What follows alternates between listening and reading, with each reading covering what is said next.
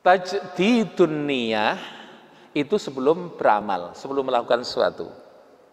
Jadi kalau sudah terlanjur dengan niat yang tidak pas, maka kemudian mungkin minta ampun aja kepada Allah Subhanahu wa taala. Kalau Allah mengampuni, maka insya Allah kesalahan kita dihapus oleh Allah. Tapi kalau Allah nggak ngampuni, ya beramal lagi. Ya, makanya ini yang penting, Pak. Jadi kalau sudah, jadi tajdidun niyah atau perbaikan niat itu adanya sebelum kita melakukan. Pokoknya kita sedekah atau memberikan sesuatu. Saya akan memberikan sesuatu kepada si fulan. Nggak enak saya, orangnya baik. Lillahi ta'alanya nggak ada, orangnya baik, suka nolong saya dan sebagainya.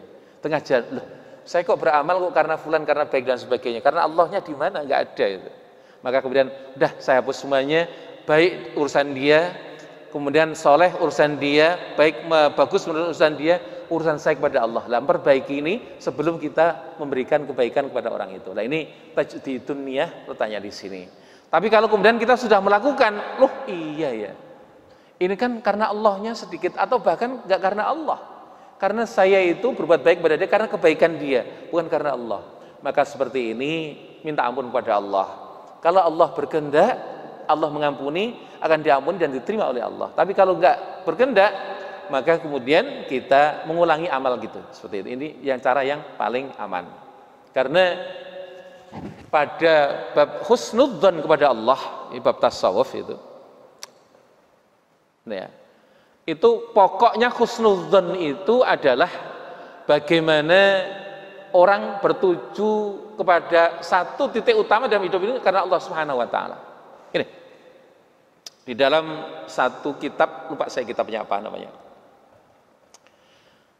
Ini orang husnudzon kepada Allah. Jadi orang ini dua. Enggak pernah ibadah. Ya ibadah itu coba mungkin seumur hidup cuma satu kali sholat. Dua orang ini. Ketika mati dimasukkan neraka. Tapi hadis ini derajatnya hasan ya. Maka kemudian Allah Subhanahu wa taala memerintahkan pada malaikat, coba ambil fulan si fulan dari neraka itu. Ambil berdua itu. Maka kemudian ditanya oleh Allah, kamu masuk neraka karena apa?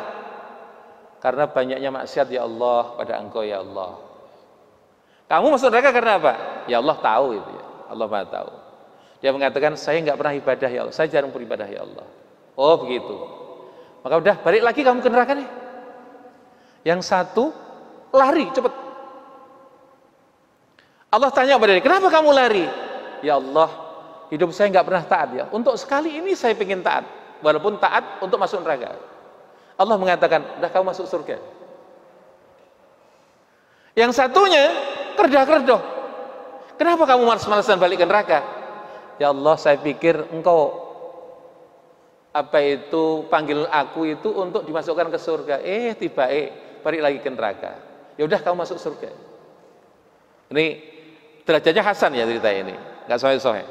Nah, coba kita menggambarkan betapa baiknya Allah Subhanahu wa taala, husnudzonnya Allah. Ya, husnudzon kepada Allah itu menjadikan Allah akan baik bagi kita sekalian. Nah, maka pada husnudzon ini akan terbentuk jiwa yang senantiasa seluruh amalan itu bermuara kepada Allah Subhanahu wa taala dan akan menetralkan diri kita dari keinginan-keinginan yang menjadikan kita berbelok daripada tujuan utama, yaitu karena Allah Subhanahu wa taala. Kalau toh kemudian kita melakukan kesalahan, cepat minta ampun kepada Allah Subhanahu wa taala, yakin bahwa akan diampuni oleh Allah. Insya Allah kayak begitu akan diampuni oleh Allah. Tapi kemudian kalau tidak, ya kita beramal lagi seperti itu. Gitu ya.